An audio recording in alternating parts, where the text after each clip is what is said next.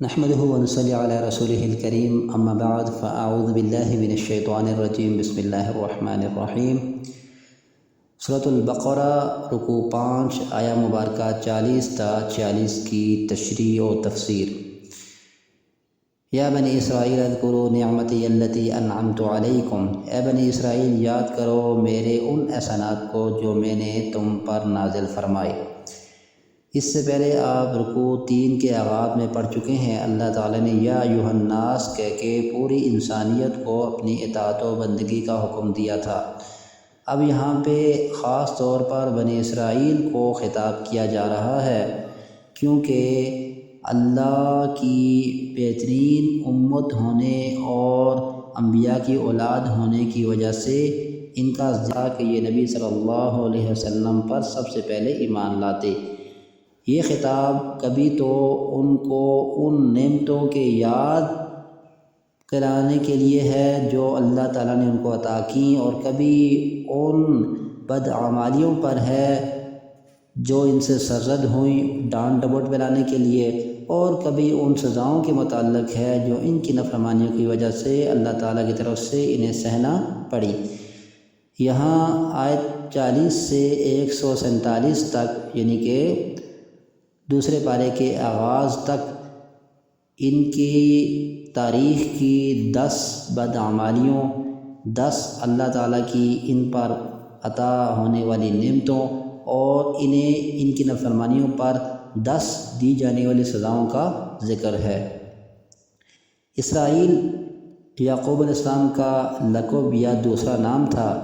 تمام تر بنی اسرائیل انہی کی اولاد ہیں، اور ان میں سب سے پہلے پیغمبر کا نام یوسف علیہ السلام اور سب سے آخری عیسیٰ علیہ السلام تھے۔ اس کے بعد یاد کرو یعنی کہ میری نعمتوں کا احساس کرو جو میں نے تم پر کی ہیں۔ سوال یہ ہے کہ نبی صلی اللہ علیہ وسلم کے زمانے میں جو اہل کتاب یہود و نصارہ بنی اسرائیل تھے، احسانات تو اللہ تعالیٰ نے ان کے بزرگوں پر، ان کے آباء و اجداد پر کیا تھا، انہیں کیوں خطاب کیا جا رہا ہے اور ان پر جو ہے وہ کیوں ڈانٹ ڈپٹ ہے؟ اصل میں مسئلہ یہ ہے کہ یہ ان کی اولاد ہونے کی وجہ سے اپنے آباء و اجداد کی برائیوں کو پسند کرتے، اور ان کے اندر بھی ان کے آباء و اجداد جیسے گناہ پائے جاتے تھے۔ مثلا نبی صلی اللہ علیہ وسلم کی رسالت کو جان بوجھ کر چھپانا، اس کا انکار کر دینا، کتاب اللہ میں تحریف کرنا، جادو کرنا، آپس میں قتل و غارت وغیرہ، حق کو چھپانا وغیرہ۔ تو اس لیے اللہ تعالیٰ ان کو بتا رہے ہیں کہ تم اپنے اس طرز عمل سے بعد آ جاؤ جو تمہارے آباء و اجداد نے اپنا رکھا تھا۔ اور دوسرا یہ بھی کہ نبی صلی اللہ علیہ وسلم کی امت کو براہ راست خطاب کیا جا رہا ہے کہ تم نے ان جیسی ناشکری اور اللہ کی نافرمانی کا رویہ اپنانا نہیں ہے، ان کی تاریخ سے سبق حاصل کرنا ہے۔ آگے دیکھیے وَأَوْفُوا بِعَهْدِي أُوفِ بِعَهْدِكُمْ، تم میرے عہد کو پورا کرو میں تمہارے عہد کو پورا کروں گا۔ اس سے مراد کون سا عہد ہے؟ اس کے لیے سورہ مائدہ آیت 12 دیکھیے، اس میں یہ ہے اللہ تعالیٰ ان سے فرما رہے ہیں کہ اگر تم نے نماز قائم کی اور زکوٰۃ ادا کی اور میرے تمام رسولوں پر ایمان لایا، جس میں نبی صلی اللہ علیہ وسلم بھی شامل ہیں، اور رسولوں کی تعظیم اور مدد کی اور اللہ تعالیٰ کو بہترین قرض دیا، تو اس کے بدلے میں اپنا کون سا عہد پورا کروں گا؟ جب تم یہ کرو گے تو میں تمہاری مدد کروں گا دنیا میں، تمہاری سیئات کو تم سے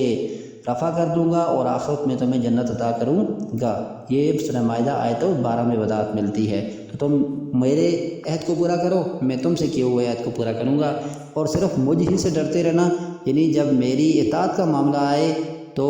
اس میں کسی اور کے ڈر کی وجہ سے نافرمانی کی طرف نہ چلے جانا۔ آگے دیکھیے وَآمِنُوا بِمَا أَنزَلْتُ مُصَدِّقًا لِمَا مَعَكُمْ، اور ایمان لاؤ اس چیز پر جو میں نے اتاری ہے، تصدیق کرنے والی اس شریعت کی جو تمہارے پاس ہے۔ یعنی کہ اللہ تعالیٰ کہہ رہے ہیں بنی اسرائیل سے مزید خطاب کرتے ہوئے کہ جو میں نے قرآن اتارا ہے اس پر تم ایمان لے آؤ، جو یہود مدینہ سے خاص طور پر انہیں کہا جا رہا ہے، اور ایسا یہ کلام ہے، ایسی یہ کتاب ہے کہ جو تمہاری شریعتیں ہیں، تورات و انجیل ہے، تمہارے جو انبیاء ہیں ان کی تصدیق کرنے والی ہے۔ ایک بندہ ایسی چیز کا تو منکر ہو سکتا ہے جو اس کی جو ہے وہ عقیدے کے خلاف ہو، لیکن یہاں پر انٹرسٹنگ بات کیا ہے کہ تصدیق کرنے والی ہے تمہاری شریعتوں کی۔ اور پھر آگے فرمایا وَلَا تَكُونُوا أَوَّلَ كَافِرٍ بِهِ، اور تم سب سے پہلے اس کے ساتھ انکار کرنے والے نہ بنو۔ سب سے پہلے کا مطلب کیا؟ اصل میں دیکھا جائے تو اگرچہ مشرکین مکہ پہلے قرآن کو، نبی صلی اللہ علیہ وسلم کو جھٹلا چکے تھے، نبی صلی اللہ علیہ وسلم جب مدینہ میں آئے تو یہ اہل کتاب نبی صلی اللہ علیہ وسلم کے متعلق، قرآن کے متعلق، تورات و انجیل کے علم کے مطابق جانتے تھے کہ یہ برحق ہے، لہذا جانتے بوجھتے جب تم اس کا انکار کرو گے تو سب سے پہلے انکار کرنے والے تم بنو گے، کیونکہ اگرچہ مشرکین مکہ نے پہلے انکار کر دیا لیکن وہ جہالت کی بنا پر تمہیں تو اس چیز کا پتہ ہے، لہذا تم پہلے انکار کرنے والے نہ بنو، کیونکہ جو شخص کسی غلط کام کا آغاز کرتا ہے قیامت تک آنے والے جو لوگ بھی اس کے پیچھے چلتے ہیں، ایک حصہ گناہ کا اس کے کھاتے میں بھی جاتا ہے۔ پھر کیا فرمایا آگے وَلَا تَشْتَرُوا بِآيَاتِي ثَمَنًا قَلِيلًا وَإِيَّايَ فَاتَّقُونِ، اور نہ تم بیچو میری آیات کو تھوڑی قیمت میں اور صرف مجھ سے ڈرتے رہنا۔ اس کا مطلب یہ ہے کہ اللہ کے حق کو چھپا کر جو تمہارے پاس ہے، یعنی تورات و انجیل کا علم، نبی صلی اللہ علیہ وسلم کو تم جانتے ہو اپنی تورات و انجیل کی تعلیمات کے مطابق یہ وہی رسول ہے جس کا ذکر تمہاری کتابوں میں ہے، تم چھپا رہے ہو تو تم کیا کرتے ہو؟ دنیاوی فائدہ حاصل کرو رہے ہو، یا پھر حق بات میں تحریف کر کے اس کو بدل کر خلط ملط کر کے جو ہے وہ اس طرح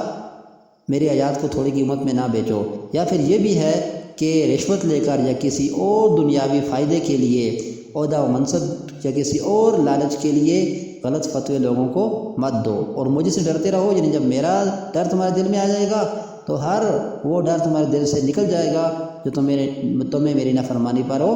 مجبور کرتا ہے۔ پھر کیا فرمایا آگے وَلَا تَلْبِسُوا الْحَقَّ بِالْبَاطِلِ وَتَكْتُمُوا الْحَقَّ وَأَنْتُمْ تَعْلَمُونَ، اور مت تم چھپاؤ حق کو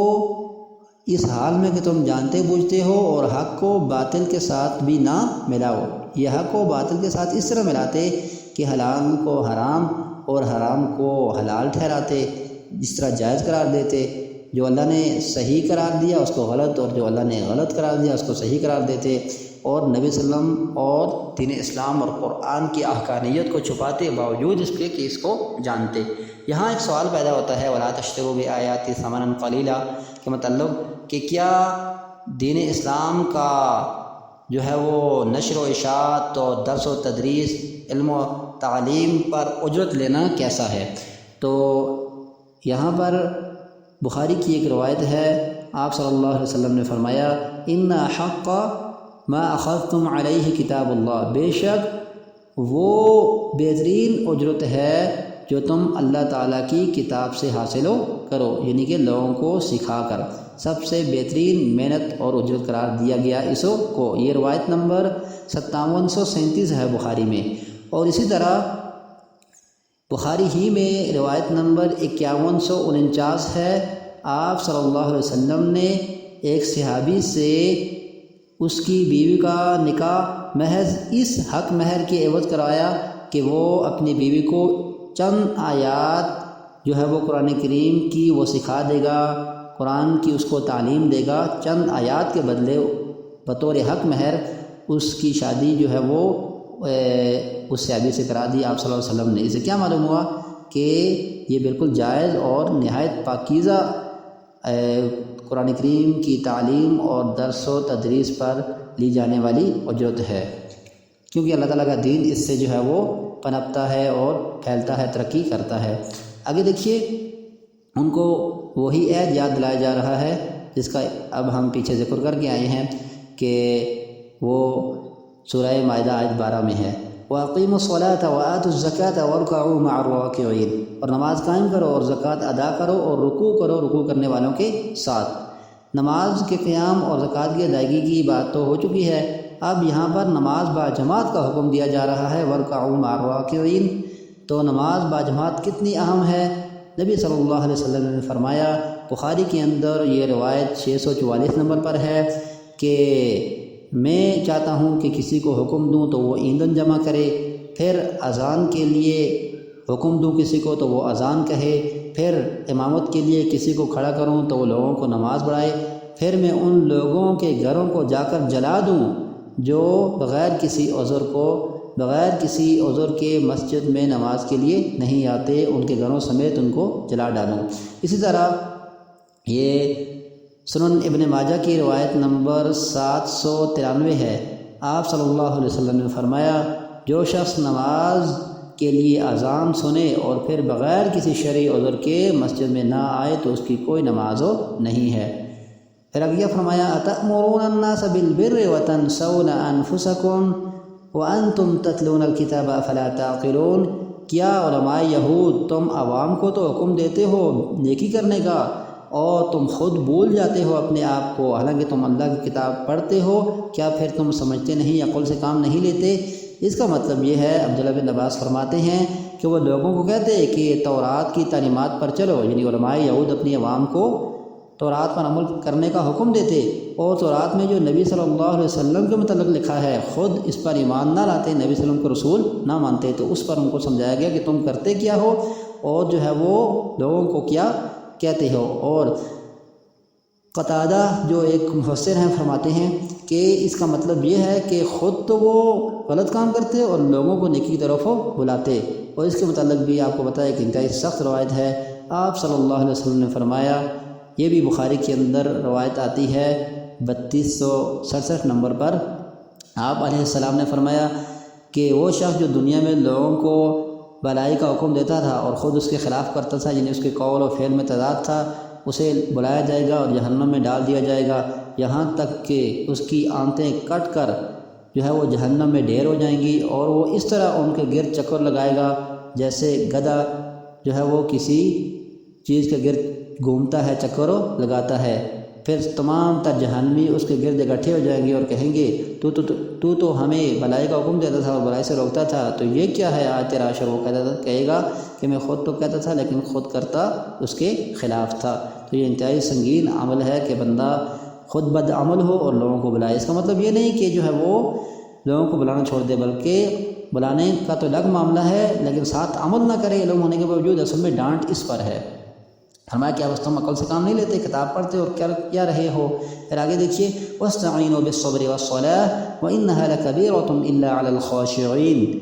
اور مدد مانگو دین پر چلنے کے لیے صبر کے ذریعے اور نماز کے ذریعے، بے شک یہ کام بہت مشکل ہے لیکن جو لوگ ڈرنے والے ہیں، خشوع و خضوع رکھنے والے ہیں، ان کے لیے کوئی مشکل نہیں ہے۔ صبر کی 3 معانی ہیں۔ نمبر 1،